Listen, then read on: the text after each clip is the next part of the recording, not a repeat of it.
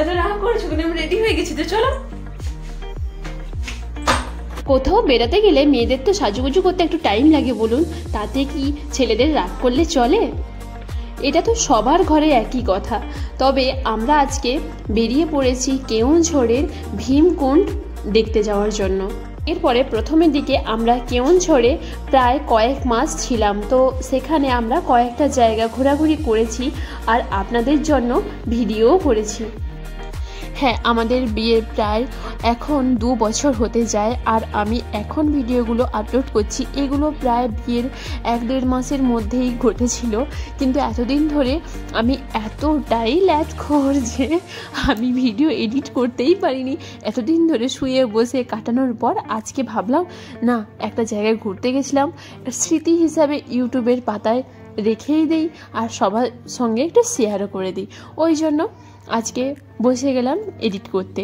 কেওঁঝড়ে আরও অনেক সুন্দর সুন্দর জায়গা রয়েছে, দেখার মতন জায়গা রয়েছে, যেখানে আমরা গেছিলাম কয়েকটা জায়গায়।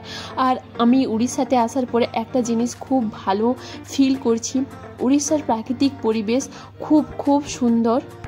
এখানে দেখার মতন অনেক কিছু রয়েছে, তার আবার ইতিহাসও রয়েছে। তো আমরা এখানে অনেকগুলো জায়গাতে ঘুরতে গেছিলাম। একটু দেরি হলেও সব ভিডিও আপনাদের সঙ্গে শেয়ার করব। আমার চ্যানেলটাকে তার জন্য সাবস্ক্রাইব করে রাখুন আর পাশে থাকা বেল আইকনটাও ক্লিক করে দিন। যখন আমি কোনো ভিডিও আপলোড করব তখন তার নোটিফিকেশন আপনাদের কাছে পৌঁছে যাবে। সঙ্গে গল্প করতে করতে আমরা পৌঁছে গেছি একেবারে আমাদের গন্তব্যস্থলে। এখানে পৌঁছেই প্রথমে দেখতে পেলাম শ্রী শ্রী কুণ্ডেশ্বর মহাদেবের মন্দির।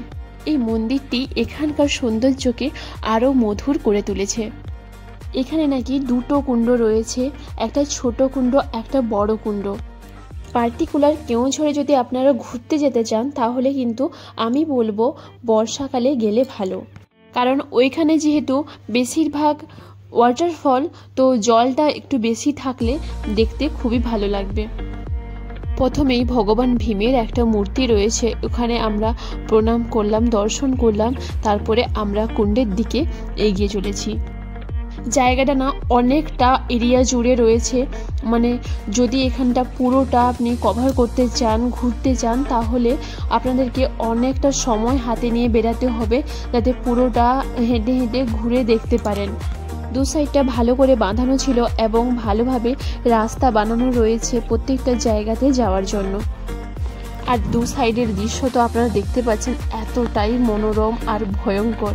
এই পাথরগুলো সত্যি অসাধারণ লাগছিল দেখতে, সাদা কালো পাথর মানে মিলে মিশিয়ে পুরো মানে অন্যরকমই লাগছিল জায়গাটাকে দেখতে। আমরা পৌঁছে গেলাম ছোট কুণ্ডের কাছে, কিন্তু এখানকার জলের স্রোত প্রচুর ছিল, আরও বর্ষাকালে এলে আরও বেশি হয়। আমরা প্রায় এপ্রিল মাসের দিকে গেছিলাম। এই কুণ্ড থেকে জল বয়ে যাচ্ছে বড় কুণ্ডের দিকে, আমরা সেদিকেও যাব।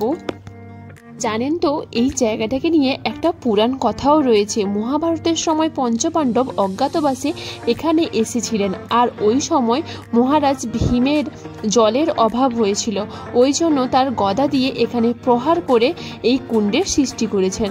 তারপরে পঞ্চপাণ্ডব এখানে স্নানও করেছিলেন, এই জন্য এই জায়গাটার নাম হলো ভীমকুণ্ড। এবার আমি আপনাদেরকে এখানকার জলের সাউন্ডটা একটু শোনাবো।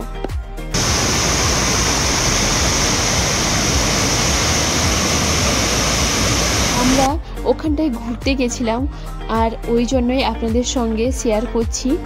আমরা সেরকম কোনো ট্রাভেলিং ব্লগ বানাই না যে প্রত্যেকটা ট্রাভেলিং জায়গায় ঘুরতে যাব ব্লগ বানাবো, যেরকম হয় আমি খালি ডেইলি ব্লগ করে থাকি। ঘরে কি করছি তাও দেখাই, আপনাদের সঙ্গে শেয়ার করি, আর কোথাও ঘুরতে গেলেও সেটা আপনাদের সঙ্গে শেয়ার করি। তো আমি এর ব্যাপারে যতটুকু শুনেছি ততটুকুই আপনাদেরকে বললাম।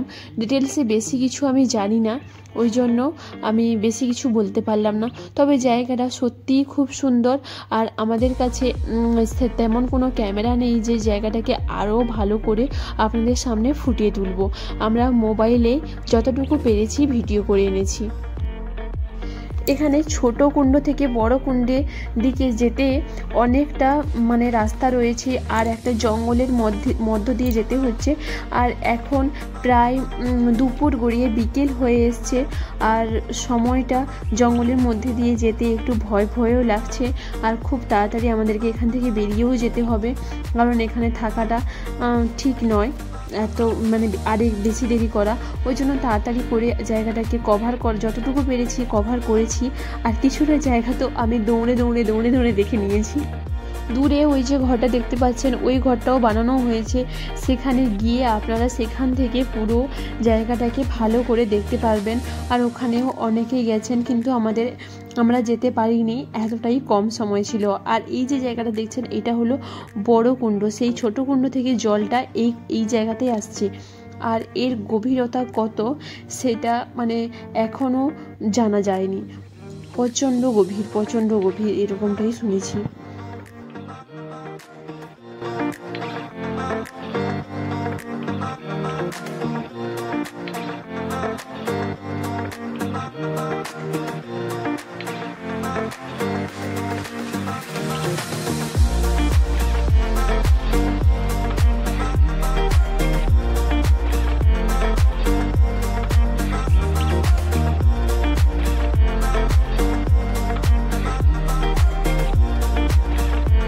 এখানে এসে আসতে পেরে সত্যি খুব ভালো লাগছিল।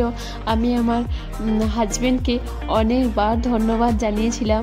আমি কখনোই ভাবতে পারিনি এরকম সুন্দর সুন্দর জায়গায় আমি ঘুরতে আসতে পারবো। আর এখানকার পাহাড়ি ফুল একটা তুলে আপনাদেরকে দেখাচ্ছিলাম। বিয়ের পর নতুন ফিলিংসটা সত্যিই অন্যরকম ছিল, এখন দেখে লজ্জা পাচ্ছে। তো এতদিন কেন লেট করেছি তারও একটা কারণ রয়েছে, আপনাদেরকে পরে কোনো একদিন বলবো। তো এখানে আমরা এতটাই অবধি ঘুরতে পেরেছি, এখানে খুবই ভালো লাগলো। পরে আমরা ফিরে যাচ্ছি বাড়ি। আপনারা এই জায়গায় আসতে পারেন, অনেক মজা হবে, অনেক কিছু দেখতে পাবেন। তারপরে আমাদের ভিডিওটা কেমন লাগলো অবশ্যই কমেন্ট করে জানাবেন। ভালো লাগলে লাইক করে দেবেন, চ্যানেল প্রথমবার হলে অবশ্যই সাবস্ক্রাইব করতে ভুলবেন না।